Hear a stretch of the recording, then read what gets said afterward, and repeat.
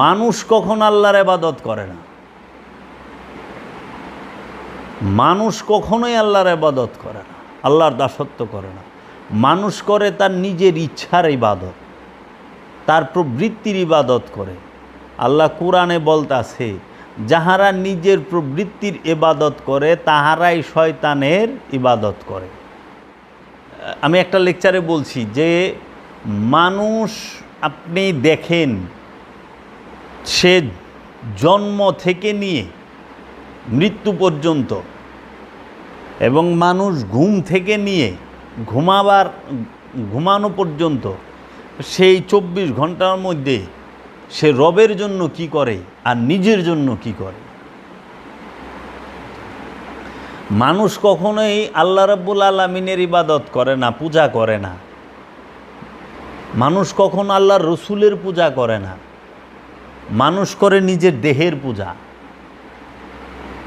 নিজের দেহের পূজা প্রতিটা মানুষ করে, নিজের ইচ্ছার পূজা প্রতিটা মানুষ করে। এর জন্য এই যারা নিজের দেহের পূজা এবং নিজের ইচ্ছার পূজা করে তাদেরকেই কোরআনে আল্লাহ রাব্বুল আলামিন বলতাছে যে এরা শয়তানের ইবাদত করে, এরা রবের দাসত্ব করে না। এখন কেমনে আপনি চায়া দেখেন, আপনি দেহকে বলা হয়েছে হাকিকতে কবর, প্রতিটা নফসের কবর হইল দেহ, প্রতিটা নফসের কবর হচ্ছে দেহ। সেটা যে কোনো নফস, যে কোনো দেহ হোক। পশুর দেহের মধ্যে পশু যে নফসটা, সেই নফসটা ওই পশুর দেহটাই হচ্ছে ওর লেগা কবর। এই দেহকে খাঁচাও বলে।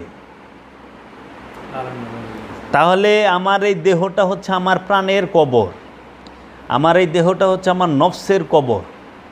এই দেহটাই নফসের কবর, এই দেহটাই প্রাণের কবর। আর এই কবরে 24 ঘন্টা আযাব হয়, শাস্তি হয়। আবার এই কবরের মধ্যেই শাস্তি প্রতিনিয়ত হচ্ছে। আবার এই দেহ কবরের মধ্যেই জান্নাতের সুখও ভোগ করতেছে। যেই দেহের মধ্যে কোনো প্রকার রোগ নাই সেই জান্নাতি। আল্লাহর সবচেয়ে বড় নিয়ামত হচ্ছে সুস্থতা। কয়জন মানুষ খুঁজা পাইবেন যে পরিপূর্ণ সুস্থ? কোনো না কোনো কিছুর ভিতরে আছেই, যে কোনো রোগ শোক তারে আছেই, খুব কম পাওয়া যায়। এই দেহ কবর, এই দেহটা হচ্ছে নফসের কবর, প্রাণের কবর। প্রাণকে সাজা দিতে হইলে, প্রাণকে সুখ দিতে হইলে এই দেহের মাধ্যমেই দিতে হবে। দেহ ছাড়া নফসকে শাস্তি দেওয়ার দ্বিতীয় কোনো মাধ্যম নাই। বাবা জাহাঙ্গীর বলছে, দেহ ছাড়া নফসকে দাঁড় করানোর কোনো সুযোগ নাই। একটা নফস দাঁড় করানোই হয় এই দেহের মাধ্যমে। যে নফস, যে দেহ ধারণ করে, ওই দেহের নামে ওই নফসকে পরিচয় করানো হয়। কোনো নফস যদি গরুর, পশুর দেহ ধারণ করে, যদি গরুর দেহ ধারণ করে এটা গরু কয়ে ডাকে। যদি মহিষের দেহ ধারণ করে এটা মহিষের কয়ে ডাকে। বাঘের দেহ ধারণ করলে বাঘ কয়ে ডাকে। কুকুরের দেহ ধারণ করলে কুকুর কয়ে ডাকে। সিংহের দেহ ধারণ করলে সিংহ কয়ে ডাকে। সাপের দেহ ধরলে সাপ কয়ে ডাকে। আবার মানুষের দেহ ধরলে মানুষ কয়ে ডাকে। তো এই কর্মের উপরে দেহ ধারণ করে নফস।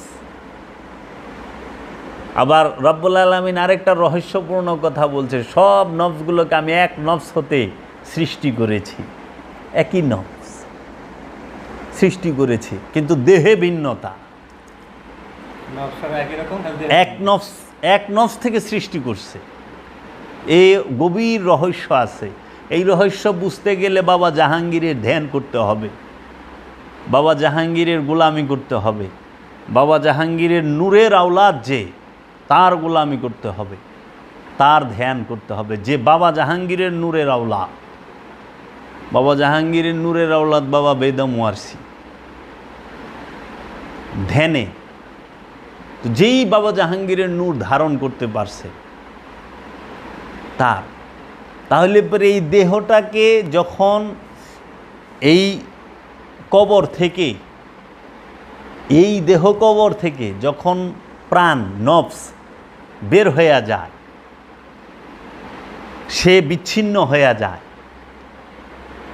বিচ্ছিন্ন হওয়ার সাথে সাথে এই দেহটা আরেকটা নাম ধরে, লাশ। তার নাম হয় লাশ। তখন আর বলে না জাবের ভাই কই, জাবের কই, তখন বলে জাবেরের লাশটা কই। সবাই জানে জাবের চলে গেছে। মরণের সময় মানে যে এটা যাবেন না, এটা জাবেরের লাশ, কিন্তু জীবিত থাকা অবস্থায় মানতে চায় না যে এটা যাবেন না, এটাও জাবেরের দেহ। দেখেন মরণের সময় কিন্তু অটোমেটিক আপনি মাইনা যান, স্বীকার করেন, কিন্তু বাইচা থাকতে স্বীকার করেন না। তাহলে পরে এই যে জাবেরের লাশটা যখন জাবের বিচ্ছিন্ন হইল জাবেরের দেহ থেকে, কবর থেকে, হাকিকি কবর থেকে জাবের যখন বিচ্ছিন্ন হয়ে গেল, তখন এই কবরটা পইরা রইল লাশ হইয়া। আর এই লাশটারে কবর দেওয়ানের লেগে আরেকটা মাটির গর্ত খুঁড়তে হয়।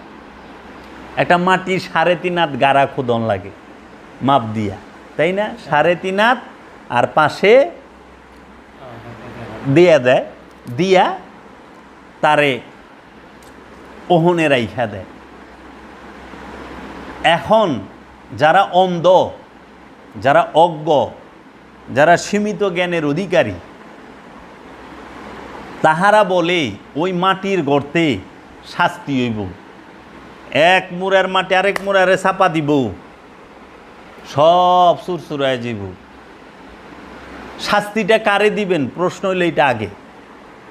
সর্বপ্রথম প্রশ্ন হলে আপনি শাস্তিটা আল্লাহ রাব্বুল আলামিন কারে দিব? নফসরে, জাবেরে তো দিব। জাবেরের ওই মৃত লাশটাকে তো না। তো জাবের তো ওই কবরে ঢুকেই নেই, মাটির গর্তের ভিতরে জাবের ঢুকছে? মাটির গর্তের ভিতরে তো জাবেরের লাশটা গেছে। আর এই লাশটা তৌহিদে বাস করে। বাবা জাহাঙ্গীর বলছে তোমার এই দেহটা তৌহিদে বাস করে, এই হাত তৌহিদে বাস করে, এই পা তৌহিদে বাস করে। এই হাতটা মুসলমান, এই পাটা মুসলমান, এই চোখটা মুসলমান, এই কানটা মুসলমান, নাকটা মুসলমান, মুখটা মুসলমান, পুরা দেহটা মুসলমান, সব অঙ্গ প্রত্যঙ্গ মুসলমান। এই সমস্ত দেহটাই তৌহিদে বাস করে। এই দেহের মধ্যে শয়তান থাকে না। তাহলে অমুসলিমকে, অমুসলিমটা কে? তাইলে শয়তান দেহে যদি না থাকে, থাকে কই? তখন বাবা জাহাঙ্গীর বলতাছে শয়তান থাকে তোমার মনে, কলবে, অন্তরে, হৃদয়ে। আচ্ছা, অন্তরে, কলবে, হৃদয়ে, এইখানে থাকে শয়তান। তাহলে পরে এই শয়তান অমুসলমানকে, দেহ তো মুসলমান, অমুসলমান হইল আমার মন, যে মুসলমান না। এই মন তাকেই কি করতে হয়? মুসলমান করতে হয়। এর জন্য আপনি যে আবাদত করেন, আবাদত কি দেহের জন্য? দেহের কোনো আবাদত আছে? না, আবাদত তো মনের জন্য। পবিত্র করতে হবে আপনার মনকে, আপনার কলবকে, আপনার হৃদয়কে, আপনার অন্তরকে। এর জন্য আবাদত হইল অন্তরের জন্য। মোহব্বত করতে হয় অন্তর থেকে, অন্তর দিয়ে অন্তরে মোহব্বত করানো লাগে। দেহের জন্য যে মোহব্বত, ওইটা হলো খায়েশ। দেহের প্রতি যে মোহব্বত, ওইটা হলো খায়েশ। আর অন্তর দিয়ে অন্তরের প্রতি যে মোহব্বত, সেইটা হলো প্রেম। এখন আপনারা খায়েশে প্রেম নাম দিয়ে দিছেন। মানুষ খায়েশে প্রেম নাম দিয়ে দিছে যে এর দেহটা সুন্দর, এর দেহটা ভোগের জন্য, হ্যাঁ আমি না তোমার প্রেম করি, আমি তোমারা ভালোবাসি। সে তার দেহ পছন্দ করে। ওই দেহটা যখন অকিজু হয়ে যায়, পুঙ্গ হয়ে যায়, অসুস্থ হয়ে যায়, বিবর্ণ রূপ ধারণ করে, বিবর্ণ হয়ে যায়, তখন সে আরেকটার পিছে দৌড়ায়। ওইটা হলো খায়েশ, ওটা প্রেম না। প্রেম করতে হয় অনুভূতির সাথে, প্রেম করতে হয় হৃদয়ের সাথে। আমার অনুভূতির সাথে তোমার অনুভূতির প্রেম করো। রূপের সাথে প্রেম করতে হয়। সেই রূপ কি? চেহারার রূপ না, দেহের রূপ না। সেই রূপটা হলো নূরের, প্রেমের। গুণের, এই রূপের সাথে। এই জন্য মুর্শিদের ধ্যান করে মুর্শিদের গুণে গুণান্বিত হওয়ার জন্য। তাহলে এখন এই হাকিকি কবর, শাস্তি সবসময় হাকিকি কবরে হয়, যেই কবরে জাবের থাকে। জাবের যে কবরে আছে সেই কবরে সব সময় কর্মের শাস্তি হচ্ছে। শরীরে শত শত রুগলে গুরবার লইছেন, অহন্তরি টের পান না যে শাস্তি চলতেছে। অহনও কয় মরণের পরে শাস্তি হইব। মরণের কোনো শাস্তি আছে? আর শাস্তি তো জীবিতের হয়, মৃত মানুষের রোগ আছে। মরা মানুষ অসুখ হয়, মরা মানুষের জ্বর আহে, ঠান্ডা লাগে, শ্বাসকষ্ট হয়। মরা মানুষের তো কোনো রোগ নাই, তো মরা মানুষের শাস্তি থাকবো কেমনে? মরা মানুষের শাস্তি থাকবো এর লেগে ওরা আবার সুবিধায়, আপনি এই কবরে হইয়া থাকবেন, আপনাকে কাল কিয়ামতের পরে হাসরের মাঠে উঠানো হবে, আপনি হাসরের মাঠে আনাফসি আনাফসি কে দৌড়াইবেন। আরে কবরে কেউ যায় না, কবরে আছেন, কবরের মধ্যে আছেন। জাহান্নামে কেউ যাইব না। বাবা জাহাঙ্গীর বলতাছে, বাবা জাহান্নামে আছো, হাসরের মাঠে উঠবেন। আপনি তো হাসরের মাঠেই আছেন, ইয়ানফসি তো করতেছেন। আপনি বলেন তো, আপনি আপনার স্বার্থ ছাড়া আপনার কি বুঝেন? ইয়ানফসি মানে কি? নিজের চিন্তা করো, নিজেরে ভাবো, নিজেরটা দেহ। আপনি বলেন জন্মের পরে থেকে তো আমি ইয়ানফসি করতেছি। যেই মা আমারে 10 মাস 10 দিন গর্ভে ধারণ করলো, 10 মাস গর্ভ পেটে রাখলো, আমি এই 10 মাস আমার অসুবিধা হইলে মুসরামুসরি পেটের থেকেই শুরু করে দিছি। যখনই আমি আসছি জগতে, এই পৃথিবীতে আসছি, ভূমিষ্ঠ হওয়ার সাথে সাথে মায় হসপিটালে আইসিইউতে সিজার হইছে, রক্ত শূন্যতা, মা অসুস্থ, মায় অজ্ঞান হয়ে রয়েছে। আমি বুঝি না মায় অজ্ঞান না সুস্থ না অসুস্থ, এগুলা দেহার সময় আমার নাই। আমারে দুধ দাও, খাইবার দাও। আবার দুধ খাওয়া করলে গান লাগে না? ট্রেনিং সেন্টার থেকে শিখাইতে হয় কোনো বাচ্চারে যে ট্রেনিং সেন্টার থেকে 3 মাসের কোর্স করে দুধ খাওয়া গেছি। লেখাপড়া গান লাগে, দুধ খাওয়া গান লাগে না, কারণ আল্লাহ নিজেই কয়ে দিছে। আমি তো কোরআনের মধ্যে আল্লাহ বলতেছে, আমি তোমাদেরকে সীমিত জ্ঞান দিয়া পাঠাইছি। সেটা কি? তোমরা তো দুধ পান করা ছাড়া আর কিছু জানতা না। একমাত্র দুধ পান করা ব্যতীত তোমরা আর কোনো কিছু জানতা না। তোমরা যার পেটে হইছ সে যে তোমার মা, তুমি জানতা? তোমাকে শেখানো হয়েছে, বলো আমি তোমার মা, বলো আমি তোমার মা। যার জন্ম, যে তোমাকে জন্ম দিছে বাবা, তুমি কি বাবাকে চেনো? জানতা সে তোমার বাবা? তোমাকে শেখানো হয়েছে। জন্মের তুমি কি জ্ঞান নিয়ে আসছো? শুধু দুধ পান করা, গিলনের পান করার জ্ঞান লইছ। আর নাহলে চাবানের জ্ঞানও তোমার ছিল না, তোমাকে শেখানো হয়েছে চাবানো। তোমাকে বাবা মা বলা শেখানো হয়েছে। তুমি তো সব শিখাই না বলি কইতাছ। তুমি জন্মের পরে যাহা কিছু করতেছ সব শেখানো বলি তুমি শিখছ। তাইলে তুমি অনুকরণ করতেছ, তোমাকে শেখানো হচ্ছে সব। না ভুল বললাম বাবা? জন্মের পরে তাহলে আপনি ইয়ানফসি, মায় অসুস্থ বুঝি না, দুধ দাও। মায় জ্ঞান নাই, বুঝি না, দুধ দাও। তোমার মার অনেক জ্বর, বুঝি না, আমার দুধ খাইবার দাও, নাহলে আমি হসপিটাল মাথায় করে লমো, বাড়ি মাথায় করে লমো। তো ইয়ানফসি তখন থেকে শুরু হয়েছে। আচ্ছা বাইতে আইসো, প্রসাব পায়খানা বিছনাই করতেছ, করা শুরু আর কান্দা শুরু না? কারণ বিছনায় তোমার ঠান্ডা লাগলে তুমি শিখার দাও, তোমার খাওয়ানো 19-20 হইলেই তুমি শিখার দাও। দেয় না বাচ্চায়? চিৎকার করে না? খাইবার দাও। স্বার্থ ছাড়া কিচ্ছু বোঝে না। আচ্ছা আর একটু বড় হয়েছে, যখন বড় হয়েছে মোবাইল দাও, শিকার পারবো, বাপের দরকার বুঝি না, আমারে দাও। পোশাক এইটাই দাও, যেইটা চাইছে ওইটাই দাও। আচ্ছা বড় হয়েছেন, বাপ মায় অনেক কষ্ট করে লেখাপড়া করাইছে প্রতিটা সন্তান রেই, লেখাপড়া করায় না? করাই তো। লেখাপড়া করতে সময় তো বাবা এটা লাগবো দেও, না দিলেই বেজার। বাবা তুমি কি করছো আমার লেগা, মা তুমি কি করছো, দেও নাই। আচ্ছা পড়ালেখা করে মানুষ করছেন, মানে বাপ মা বিয়া শাদি করাইবার যাবো, নিজে পছন্দ করে বিয়া করে হালাইছেন, নিজের স্বার্থটা দেখছেন। একবার চাইছেন বাপ মারিয়ে, আর আপনি ভালোবাসেন, বাবা তুমি দেখবা না আমি ওকে ভালোবাসি, কিন্তু তুই তো একবারও দেখলি না তোর বাপ মা যে তোরেও ভালোবাসে। আমি বললাম যে মা তুমি দেখো না আমি ওই মেয়েটাকে ভালোবাসি, আমি ওকেই বিয়ে করুম, কিন্তু এই যে বাপ মা আমার সারা জীবন পাইলে লাইলে বড় করলো, তার দিকে তো আমি একবার চাইলাম না সেও আমাকে ভালোবাসে। তা আমি তো ইয়ানফসির মধ্যেই আছি হাসরের মাঠে। বাপ মায় আমারে সারা জীবন খাওয়ায় বড় করছে, এখন বাপ মা উপার্জন অক্ষম, বুড়া হয়ে গেছে, আমি কামাই, আমি কিছু খাওয়াই, গিভ অ্যান্ড টেক। কিন্তু ইয়ানফসির বাহিরে তো যাই নাই। আচ্ছা বাপের যদি জায়গা লেখা না দেয়, বাপের লগে সম্পর্কই নাই।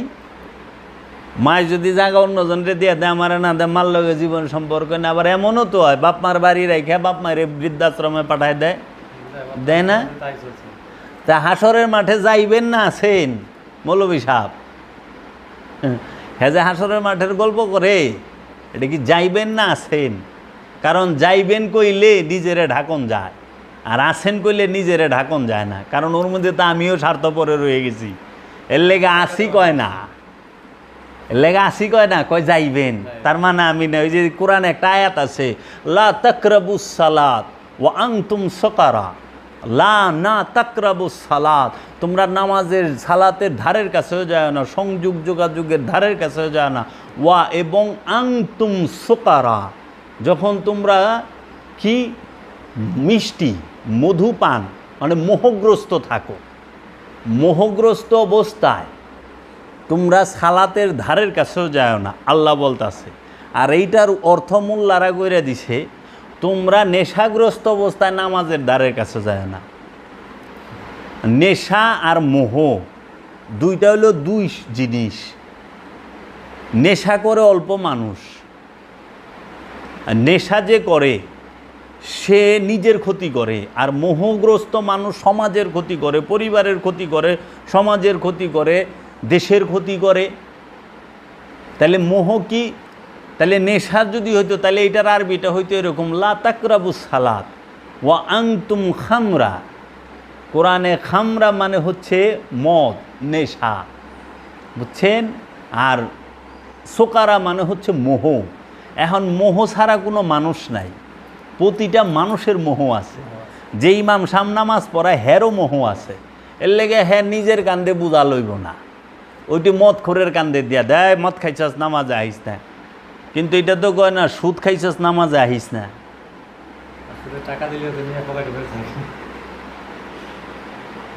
সুদ খাইছ, সুদ এটা তো মোহ, মোহে থেকে ঘুষ সমস্ত কিছু মোহযুক্ত, সে মোহগ্রস্ত। এর জন্য বলছে মোহগ্রস্ত বলতে সালাতের ধারের কাছেও আয়ও না, অনে বানায় দিছে। কারণ মৌলভী সাহেব তো মদ খায় না, কিন্তু সন্তানের মোহ আছে না, পরিবারের মোহ নাই, রূপের মোহ নাই, জান্নাতে যাওয়ানোর মোহ নাই, মোহগ্রস্ত তো।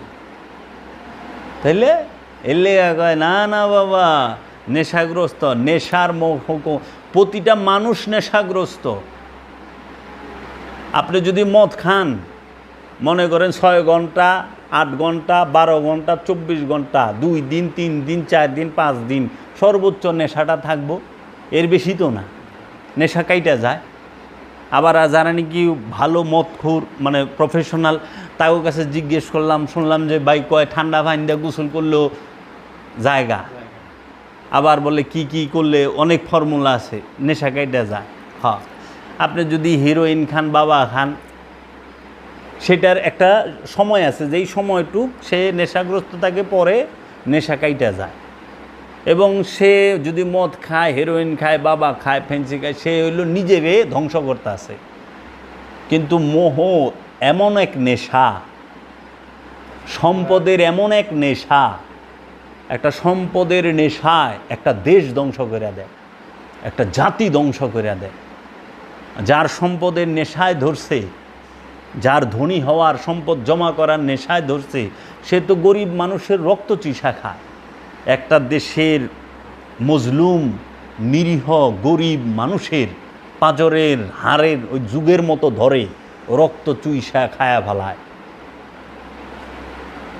গুটি কয়েক লোকের হাতে দেশের ব্যবসা বাণিজ্য চইলা যায়। গরিব মানুষ যে কিছু করে খাইব সেই অধিকারটাও তার থাকে না। কোন ইসলামের কথা এখন? একজন গরিব মানুষ জালমুড়ি বিক্রি করে সংসারটা চালায়। আপনি 1000 কোটি টাকার মালিক, আপনারও জালমুড়ি বানায় বেচন লাগবো? বেছে না? 1000 কোটি টাকার মালিক এরা জালমুড়ি নাম তো কোন যাব না, তা আবার মামলা ঠেকা দিব, আরেক বিপদ। সমাজদার আদমি ইশারা কাফি, বুঝের মানুষ ইশারা দিলে এটার পায়। তাহলে পরে আপনি কই আছেন? সম্পদের নেশায় আছে কেউ, নারীর নেশায় আছে কেউ, ক্ষমতার নেশায় আছে কেউ, হ্যাঁ, তারপরে টাকার নেশায় আছে, জাগার নেশায় আছে কেউ, রূপের নেশায় আছে। নেশা ছাড়া মানুষ আছে? একটা মানুষ দেখান তো। মানুষ নেশা ছাড়া নাই, শুধু নেশা ছাড়া থাকে আল্লাহর ওলি, আল্লাহর মুমিনগণ, আল্লাহর মুত্তাকিগণ, আল্লাহর রসুলগণ, আল্লাহর নবীগণ। এরা নেশাগ্রস্ত নয়, এরা মুক্ত। এরাই মুক্তি দেবার জন্য ডাকে, আসো তোমরা আমার কাছে 1 ঘন্টা বইলে তুমি মুক্তির রাস্তা দেখবা। ওই যে বলছে না, একটা মুহূর্ত যদি কোনো মানুষ একজন কামেল আল্লাহর ওলির চেহারার দিকে তাকায় থাকে, কামেল আল্লাহর ওলির সান্নিধ্যে বসে, সে 70 বছরের বেরিয়া এবাদতের থেকেও বেশি তার কল্যাণ হয়, সওয়াব পায়। একটা মুহূর্ত। আল্লাহর হাবিব বলছে 1 ঘন্টা জ্ঞান অর্জন করা 70 বছরের বেরিয়া আবাদত, মানে যে আবাদত কবুল হয়েছে ওই আবাদতের থেকেও উত্তম। 1 ঘন্টা জ্ঞান গবেষণা করা, জ্ঞান অর্জন করা। তাহলে আজকে আপনারা সেই হাসরে মধ্যে যাইবেন, আচ্ছা বুড়া হয়েছেন, এই হাসরের মাঠে একাই তো আছেন। কোন আপনি বিয়ে করছেন কার লেগে? বউর সুখের লেগে না আপনার আরামের লেগে? সন্তান রয়েছেন কি এর লেগে? আপনি জানি নামটা থাকে, বংশটা থাকে আপনার লেগে। টাকা পয়সা কামান কি এর লেগে? আপনি সুখের লেগে। আপনি কইবেন অমুকে সুখের লেগে, ওইটা হলো দ্বিতীয় নাম্বারে। প্রথমে নিজের সুখ। এর জন্য বলে যে যখন একটা মানুষ নৌকা লইয়া পদ্মা নদীর মাঝে স্রোতে পড়ে, ওই নৌকার মধ্যে যখন 10-12 জন থাকে, স্রোতের ঢেউ তুফানের মধ্যে যখন পড়ে, তখন প্রথম চেষ্টা করে নৌকাটা জানি না ডুবে, নৌকাটা বাঁচাই। যখন দেখে নৌকা ডুবে গেছে, তখন চেষ্টা করে দেহি 2-1টা মানুষগুলারে বাঁচাই সাঁতার জানলে।